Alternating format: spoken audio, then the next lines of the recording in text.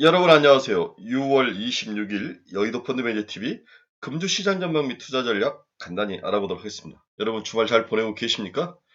네, 저희는 어제 이제 스터디 모임을 매월 하는 것 정기적인 스터디 모임을 하고 이제 좀 편안히 쉬면서 이번 주에는 또 장이 어떻게 돌아갈지 또 많은 자료도 보고 생각도 하고 날이 좀 비가 올 것 같은 그런 습한 날인데 집에서 조용히 보낸 그런 날이었던 것 같습니다.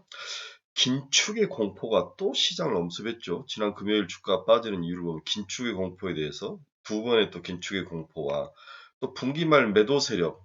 지금 우리나라에 보면 연기금이나 기관 투자가들이 많이 팔고 있는데 이 대부분은 분기말 이익을 실현해야죠. 이제 분기말이고 반기말이죠. 분기말이자 반기말이기 때문에 이익을 실현하는 이 두 가지 모습이 시장이 합쳐져서 지금 장을 짓누르고 있는 게 아닌가, 이거에 대한 생각은 분명한데 그럼 그 다음에 7월부터는 다시 반등해서 올라올 것인가? 이게 이제 또 새로운 고민거리인 거죠. 이 두 가지의 복잡한 생각이 겹치는 주말 저녁입니다. 자, 이번 주에는 또 어떻게 우리가 대응을 하고 준비를 하고 이 시장을 개척하고 또 대응해 나갈지 한번 같이 알아보도록 하겠습니다. 구독, 좋아요 많이 눌러주십시오. 지난 금요일 주가 하락을 보면 미국 뉴욕 주식 3개 지수가 모두 하락을 했죠. 미 연방제도 이사회의 기준금리를 다시 인상할 가능성, 긴축의 공포. 이 긴축의 공포가 이제 매도를 불러일으키면서 시장을 엄습을 한다. 근데 제가 여러 번 이야기를 했지만 미국은 왜 인플레이션이 잡히지 않을까? 왜 소비가 죽지 않을까? 이거에 대한 생각을 제가 지난번 아침 방송에 이야기를 했는데 이 모든 것은 주식시장의 부효과의 선순환이라는 거죠.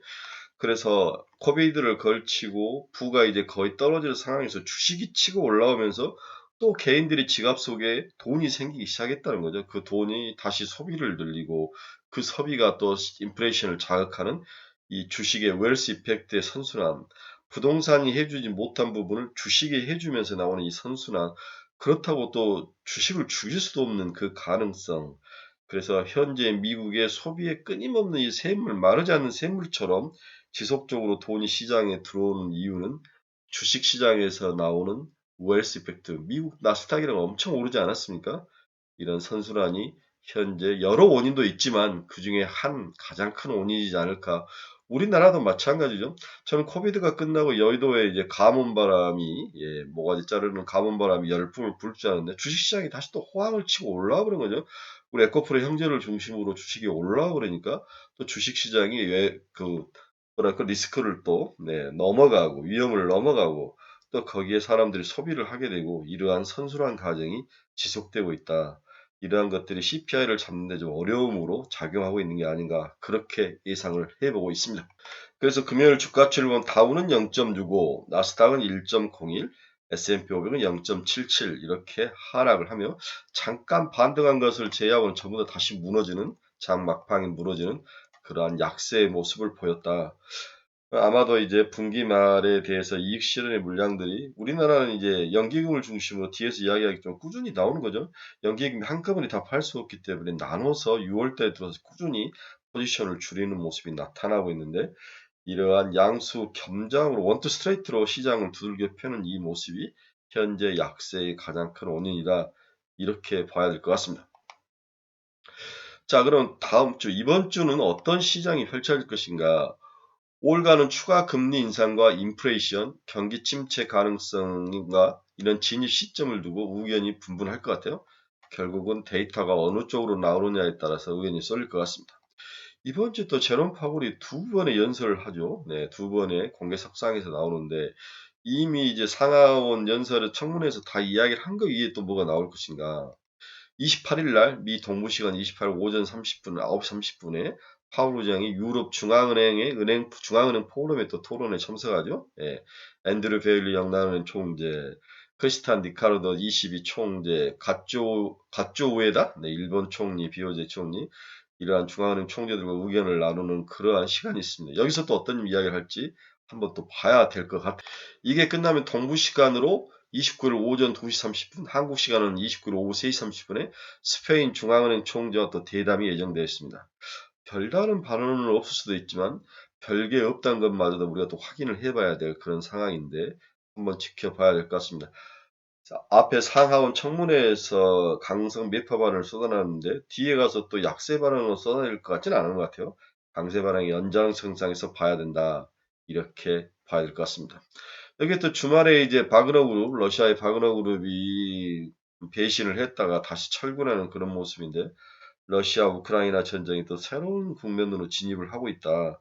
상황을 더 꼬이게 만드는 것 같아요. 우리는 응원을 했죠. 차라리 바그너가 가서 러시아까지 진격을 해라.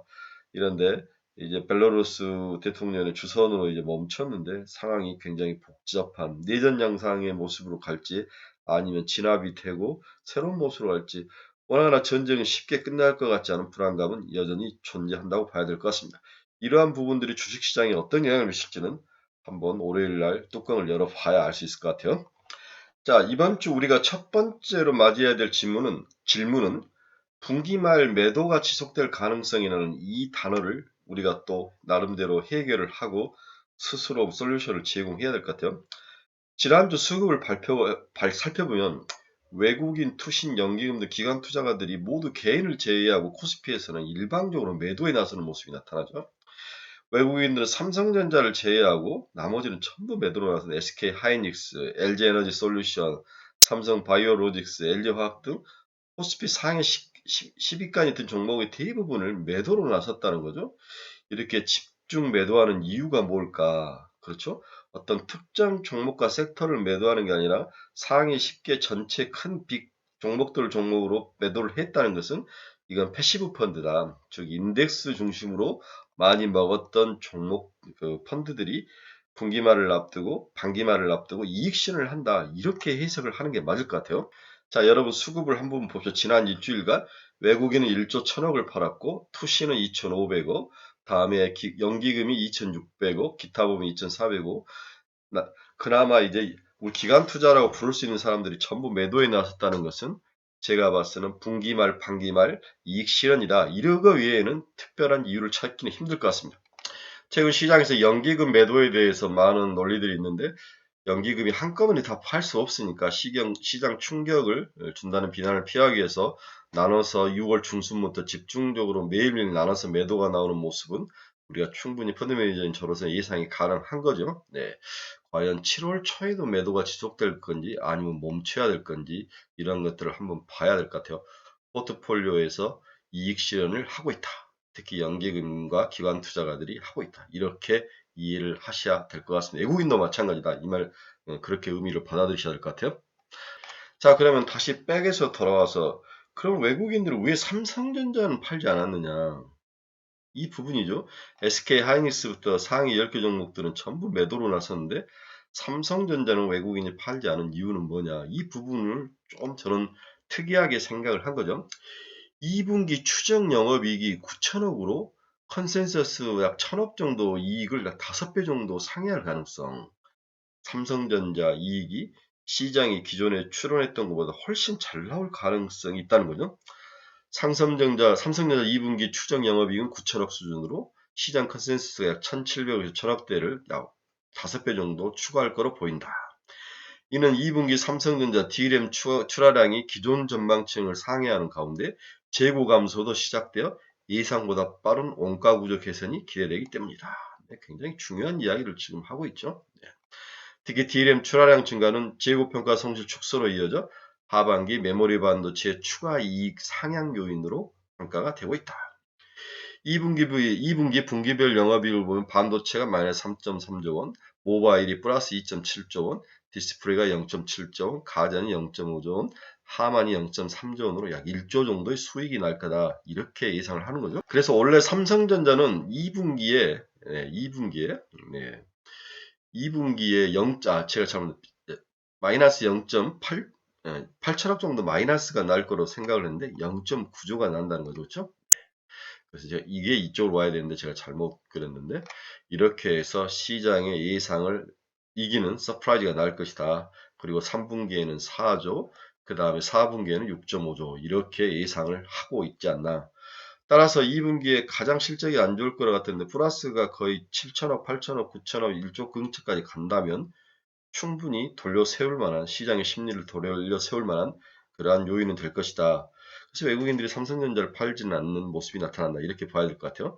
반면에 SK하이닉스는 마이너스 3조에서 마이너스 2조까지 실적이 마이너스 나올 것 같은데 이러한 하이닉스는 좀 이익을 실현하고 삼성전자는 들고 가는 그러한 분리된 전략을 쓰고 있는 게 아닌가 이런 생각을 해 봅니다.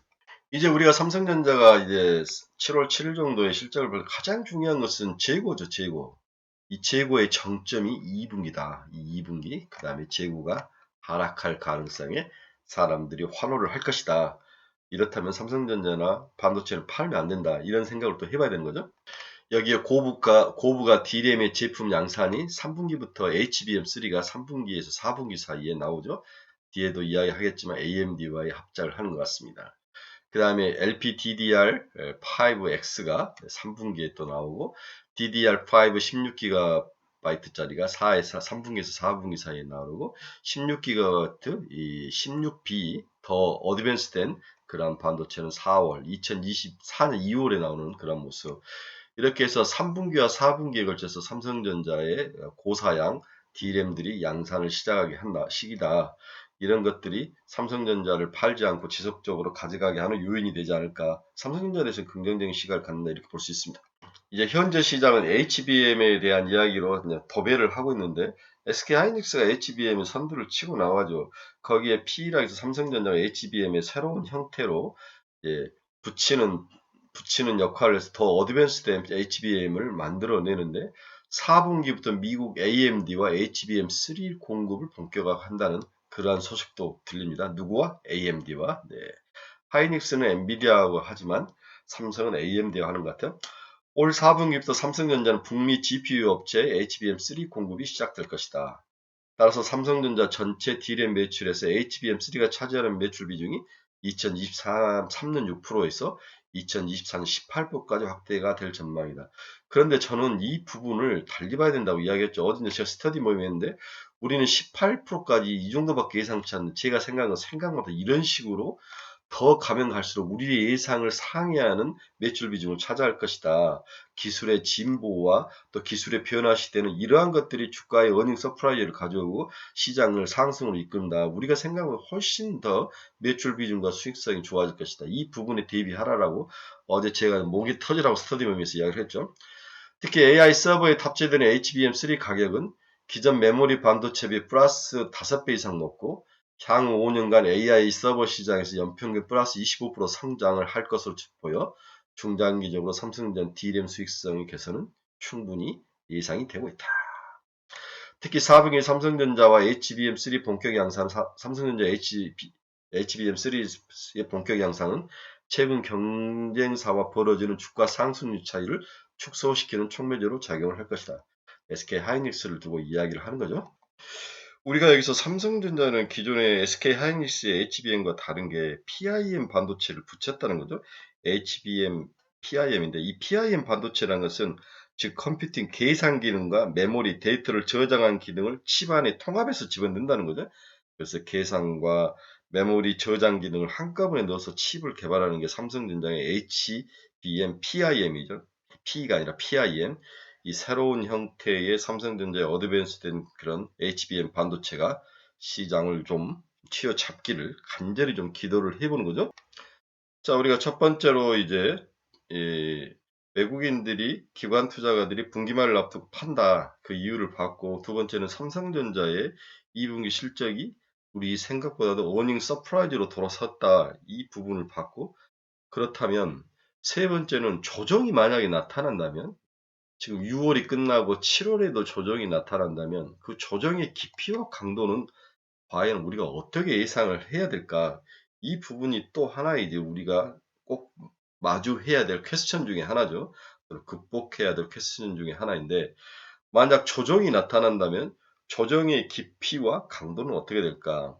여기에 대해서 모 애널리스트가 쓰신 글을 제가 요약을 했는데 금융장세에서 지금은 실적장세로 시장 색깔이 이제 변경이 됐죠. 네. 실적장세에서는 일반적으로 두 번의 조정이 나타난다는 거죠.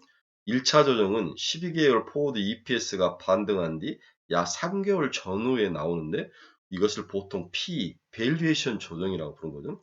자, 금융장세에서는 무조건 돈을 풀어서 올라오다가 이제 실적장세로 변하면 보통 실적장세가 가는데 두 번의 조정이 나타난다. 한 번은 P, 밸류에이션 조정이다. 일단 한번 치고 나간 다음에 나타나는 거죠. 지금 우리가 지금 이 P 조정 장세에 맞닥뜨리고 있는 거죠. 지금부터 따지면 올 7월 전후쯤으로 추정할 수 있는 거죠. 금융장세 때 급등했던 P 부담을 해소하는 과정에서 나오는 조정이다.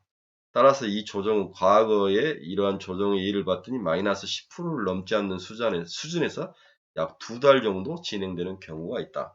우리가 벌써 먼저 반응을 해서 6월부터 했으니까 7월까지 조정이 좀 이루어질 가능성, 기간적으로는 7월까지 나타날 가능성, 가격 조정은 한 10% 정도? 이 정도가 이상이 된다. 그 이야기를 하는 거죠. 이렇게 해서 이제 1차 조정 P가 조정이 되면 2차 조정이 또 한 번 나타나는데 1차 조정보다 더 큰 조정이다. 보통 마이너스 10% 이상. 1차 조정은 마이너스 10% 정도인데 이하인데 2차 조정은 마이너스 10% 이상에서 조정이 나타난다. 이 시기에 조정을 주도하는 것은 반도체 및 경기 민감주의 모멘텀 약화이다. 이제 이미 기대감으로 다 반영되어 있고 실적을 찍어봤더니 실제로 실망할 케이스, 모멘텀 약화.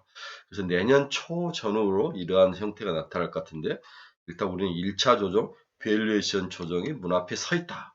이렇게 정리를 해볼 수 있네요. 과거 3차례 실적 장세 코스피 패턴을 보면 항상 이렇게 1차 조정이 나타나고 2차 조정이 나타나더라. 현재 이 빨간 게 이제 우리의 지금 2023년 주가는 작년부터 쭉 오면서 1차 조정, 밸류에이션 조정, P 조정이 10% 정도니까 2600에서 10이면은 한 2400, 2500 이 정도보다 작을지 클지 모르는데 장이 강하면 한 마이너스 5% 정도? 2500이 깨질까 말까 하면은 조정은 거의 끝난 게 아닌가 그렇게 생각도 해볼 수 있네요. 2차 조정 모멘텀 부족은 뭐 나중에 가서 생각을 합시다. 자, 그렇다면 이 P 밸류 조정은 P가 얼마까지 가야 되냐? 코스피 기준으로 먼저 이 애널리스트는 두 가지를 굉장히 강조. 첫째는 기술적으로 100일선을 타고 올라가는 100일선이 깨지면 안 되고 P는 11배 수준, 11배 중순간 정도로 조정을 받을 것이다. 단기 과열 국면에 들어가서 1차 조정이 나올 수 있는 시기로 지금 봐야 한다. 그리고 이미 시작한지도 모르죠. 그렇죠? 기술적으로 주목한 지지선은 100일 이동평균선이며 12개월 포워드 P는 11배 수준으로 조정을 받을 것이다. 과거에 그랬다는 거죠. 그래서 1차 조정 P 조정에 이제 점선이 이제 100일선인데 과거에는 100일선을 닫고 올라왔다는 거죠. 그렇죠? 네. 현재는 이제 그때 P가 11.4배까지 조정을 받는 모습도 나타나죠. 11.4배. 네. 11.4배. 지금은 이제 12.5배에서 조정을 받아서 중간 정도니까 약 12배 정도로 와 있는 조금 더 조정을 받아야 되는 게 아닌가 그렇게 생각을 해 봅니다. 이 점선에 100일 이동 평균선보다는 위에 주가는 놀고 있는 모습이 나타날 수 있습니다. 그래서 2022년 사례를 보고 현재를 해보면 그렇다는 거죠. P조정은 좀 더 져 있어서 11.9배, 거의 12배가 깨져서 11자까지는 보일 정도로 P는 조정이 돼야 되고 100일 이동평균선이 깨지지 않고 100일 이동평균선을 따라서 조정이 이루어질 것이다. 현재는 100일 이동평균선 위에서 놀고 있으니까 조정이 좀 더 내려와야 되는 거죠. 그렇죠? 만약에 조정이 나타난다면 실적장세에서 이렇게 정리를 해볼 수 있습니다. 그리고 네 번째 우리 관심 사항은 이번 주 수요일 날 마이크론 테크놀로지가 실적을 발표합니다. 지난 3월에 발표를 하고 다시 6월에 발표를 하는데 미국 애들은 9월부터 뭐 새로운 분기가 시작되기 때문에 우리하고 분기 차이가 하나 나죠. 걔들 2분기가 우리 1분기, 걔들 3분기가 우리 2분기인데 지난 1분기 그러니까 우리나라로 지난 1분기죠. 걔들은 2분기인데 걔들이 실적 리뷰를 했는데 3월 말에 발표된 걔들의 실적 리뷰를 해보면 상당히 내용이 안 좋았죠. 마이크론의 23년 2분기, 자기 말로 1분기에 매출과 EPS는 각각 36.9억 달러로 QOQ로 마이너스 10%나 하락을 했고, YOY는 마이너스 53%나 박살이 난 거죠. 네. 매출액이. 그 다음에 EPS도 YOY로 적자전환을 할 정도로 심각한 그러한 나쁜 모습이 나타났습니다. 동사의 매출은 최근 낮아진 시장 예상치에 부합했으나 EPS가 시장 예상을 하회했죠. 네. 전방 IT 수요 약세와 고객사 재고 조정으로 전분기에서 메모리 판가가 약세가 지속된 게 5년이 됐죠. 재고자산 평가 손실의 경우 약 14억 달러를 반영을 하면서 손실이 난 그런 모습으로 아주 부정적으로 시장에 발표를 했던 기억이 납니다. 지난 3월 말에. 근데 아이러니하게도 그때 이제 발표를 하고 주가가 튀어 올랐죠. 올라다가 지금 최근에 조정을 받고 옆으로 누워있는 모습을 보고 있는데, 이제 이번 분기는 어떤 또 발표를 하고 어떤 가이던스를 줄 것인가가 우리나라 반도체, 삼성전자, SK 하이닉스와 또 그 딸린 서프라이 체인에 큰 영향을 미친다는 것은 여러분들이 다 알 수 있는 거죠. 자, 이번 수요일 날 발표될 마이크론 테크놀로지 내용에서 우리가 중요시 봐야 될 것은 재고 증가의 정점은 2분기로 마감이 될 거다. 그렇죠? 네. 금번 실적 발표에서 최종 시장 수요 약세와 고객사 재고 평가로 23년 연간 수요 증가율을 종전 대비 하향 조정을 했습니다. 그러나 동사인 낮아진 수요 눈높이에 대응해 23년 캐펙스 추가 하향 조정이 됐고 웨이퍼 투입량도 감소하면서 뭔가를 조정에 나섰죠. 일부 고객사들의 재고 감소 추세가 관찰되고 있으며 지금 삼성전자가 이런 모습을 보이고 있죠. 네. 그 다음에 시장에서 주목되는 재고 일수 정점 시기의 경우도 재고 자산 상각을 제외할 경우 금번 분기가 마지막으로 언급이 되고 있다. 그래서 이번 분기가 피크를 치고 2분기에 피크를 치고 재고 조정도 마무리가 되고 가격도 이제 보합에서 살짝 돌았을 그럴 가능성, 이 가능성에 우리가 배팅을 할 거고 마이크론도 그 부분을 좋게 이야기하지 않을까. 그렇죠. 3분기 가이던스를 내면서.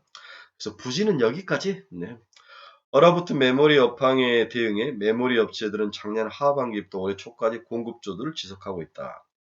D램 공급사들의 재고는 2023 1분기 18.5주, 이번 주에는 18.7주, 이번 2분기에는 18.7주를 정점으로 하반기에는 감소세가 예상되며 D램은 2023년 4분기부터 판가 상승 전환이 전망이 되고 있다. 그래서 1분기에 재고가 18.5주, 2분기에 18.7주로 정점을 찍은 다음에 올 4분기부터 판가가 상승 전환할 가능성에 대해서 아마 이 마이크론 테크놀로지가 실적은 부정적이지만 향후 가이던스를 좋게 줄 가능성에 대비를 한다면 시장은 또 한 번 상승 모멘텀을 받지 않을까 센티적으로 그렇게 저는 긍정적으로 예상을 한다는 거죠. 그래서 이번 주 수요일 날 발표될 마이크론 테크놀로지의 실적 발표가 뭐 엔비디아나 애플이나 이런 기업들에 비해서 아주 큰 효과, 이펙트는 없지만 삼성전자와 SK 하이닉스가 주력인 우리나라의 시장에서는 굉장히 중요한 실적 발표다. 이렇게 봐야 되는 거죠.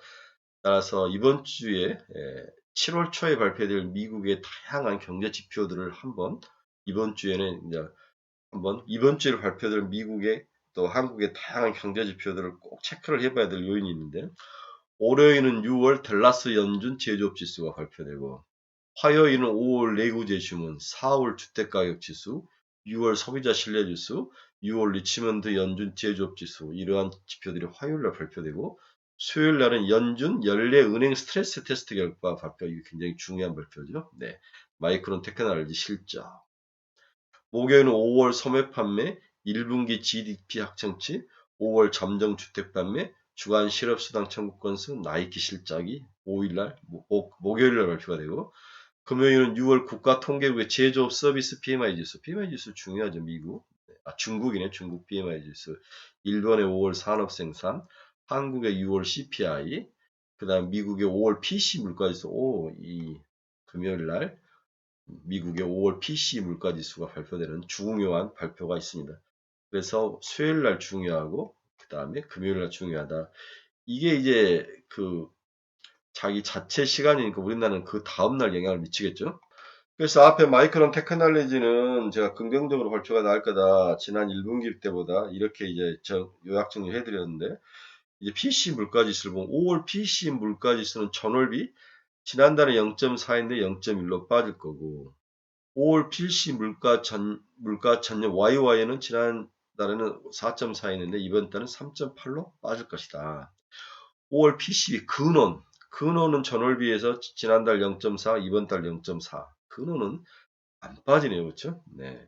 식품과 에너지를 제외한 근원은 5월 PCB 근원 YOY는 4.4에서 4.4. 근원은 지난달과 비슷한 모습. 이 부분을 또 어떻게 해석할 거냐. 시장에서 이제 눈에 보이는 그러한 YOY는 빠질 수 있지만 근원이 안 빠진다면 또 시장이 달리 해석할 가능성도 있다. 이렇게 봐야 되는 거죠. 5월 개인 소비도 지난달 0.8인데 이번 달 0.2로 하락할 가능성. 5월 실질 개인 소비도 0.5에서 0.1로 하락할 가능성. 그래서 근원 소비자 PC 물가지수가 근원은 빠지지 않을 것이고 그다음 명목은 빠질 것이다. 이렇게 해서 지난달과 비슷하게 나올 가능성이기 때문에 시장은 그렇게까지 긍정적으로 보지 않을 가능성은 있다. 이렇게 이해를 해야 되겠네요. 자, 그러면 이제 구체적으로 이번 주에 우리의 투자 전략은 어떻게 짜야 되느냐. 여러 이제 논리들을 봤는데 장점과 단점이 막 섞여 있는 것은 여러분들이 보셨죠? 단기적으로 이번 주에 제가 월말까지 분기와 반기에 물량, 이익 실현 물량이 계속 쏟아져 나올 것이다라고 예상을 했는데 여기에 대해서 어떻게 대응할 것이냐. 다음 주 한 주간 기관과 외국인들, 이번 주죠. 이번 주 한 주간 외국인들은 매도 공세가 더 강해질 것으로 전망이 되고 있다. 방법은 줄이든지 아니면 지속 견디든지 둘 중에 하나인데 월요일날 하락으로 가면 이제 줄일 필요는 없는 거죠. 네. 그래서 지수가 마이너스 3% 정도 조정이 돼서 월요일날 주가가 금요일날 미국 증시 하락으로 해서 하락 조정을 받는다면 줄이지 말고 버텨라. 응? 견디는 것도 좋은 전략 중에 하나이다. 그래서 저는 6월 말에 견뎌라. 팔지 말고 그냥 견뎌라. 둘 중에 하나를 이야기해 줘야 되죠. 그래야 여러분들에게도 도움이 되는데 견뎌라. 이렇게 이야기를 해드리고 싶네요.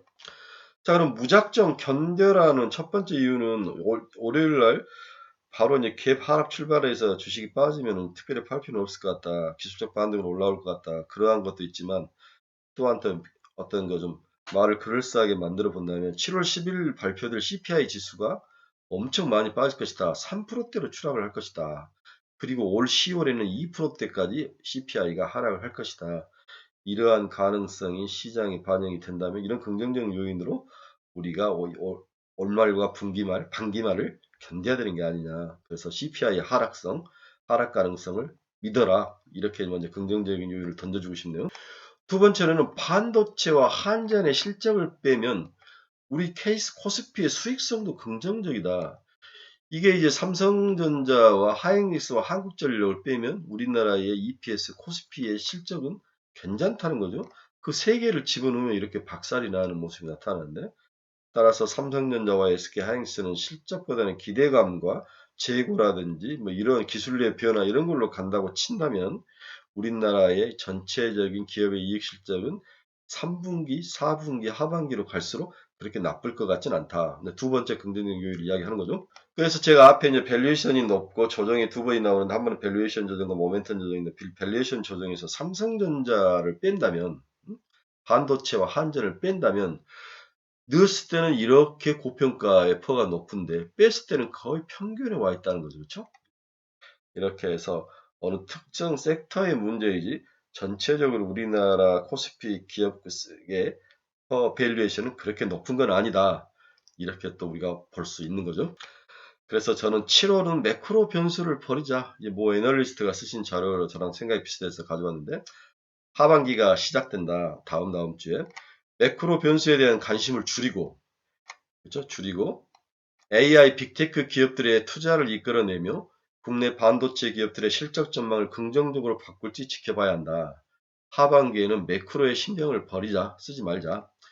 7월부터 시작되는 2023년 하반기 투자자들이 가장 먼저 해야 할 일은 머릿속에 매크로를 지우는 것이다. 네, 이런 뭐 실적 이런 것들은 좋은데 뭐가 어떻고 경제 지표가 어떻고 이런 매크로를 지워라. 작년 미국의 연말 기준금리 전망치가 높아질 때마다 글로벌 주식시장은 조정을 받았다. 올해 3월 3.75로 예상됐던 올 연말 미국 기준금리 전망치 상단은 지난주에 5.25까지 높아졌지만 이 과정에서 주식장은 영향을 받지 않았다. 오히려 상승했죠.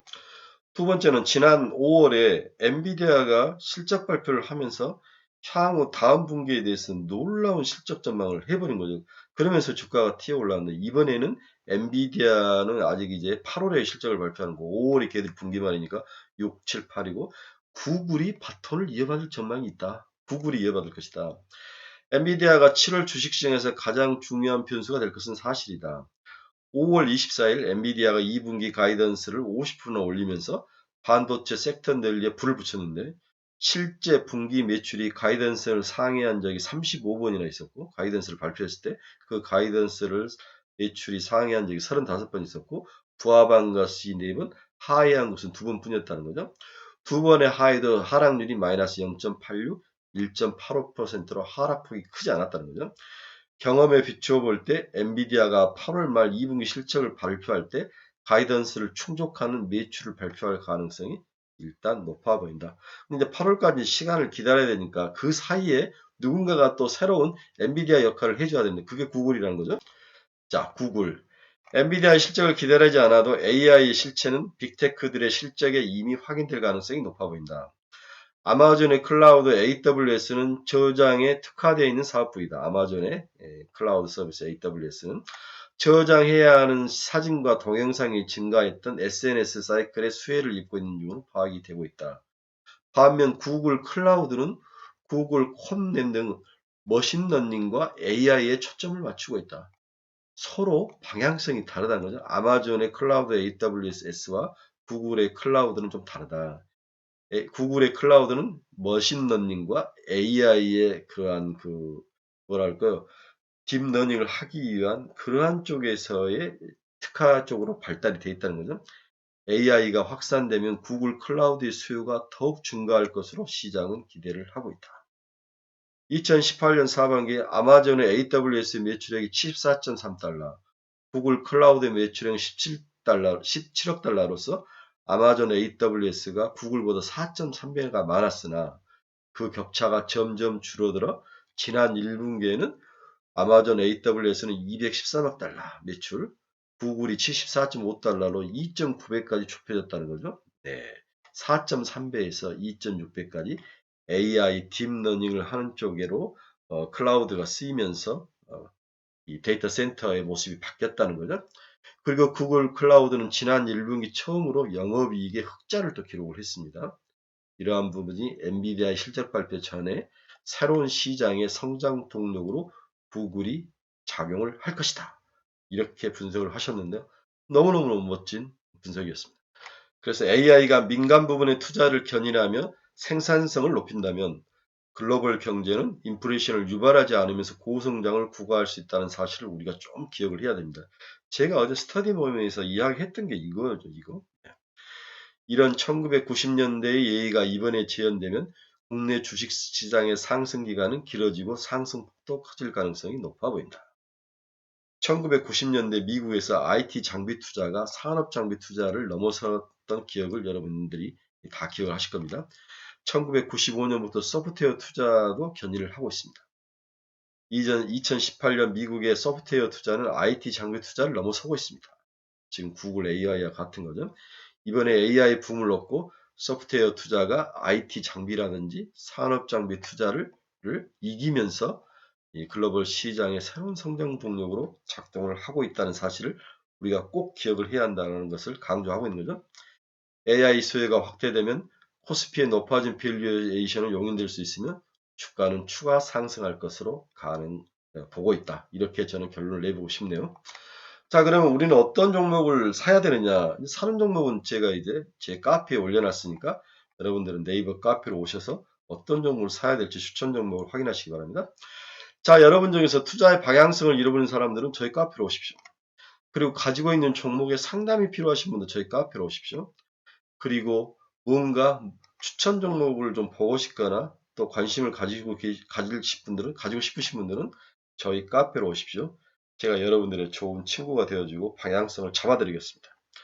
네, 이번 주에는 분기말 효과, 반기말 효과로 매도가 더 출회될 것이다. 하지만 참아야 된다. 그 이유는 7월부터 시작되는 새로운 어떤 시장의 변화 속에 여전히 AI가 강하고 삼성전자 실적이 나쁘지 않고 CPI가 하락할 가능성, 이런 긍정적인 요인이 파웰을 중심으로 한 패드의 그 부정적인 긴축의 요인들을 다 이길 것이다. 그리고 그 긴축의 부정적인 요인이 이미 다 시장에 녹아 들어갔다. 이렇게 보시고 긍정적인 스탠스를 가지고 견디자. 이렇게 여러분들에게 이야기를 해드리고 싶네요. 좋은 정보들은 저희 카페에 올려놨으니까 관심 있으신 분들 카페에 들어와셔서 확인하시기 바랍니다. 여러분 감사합니다. 내일 뵙겠습니다.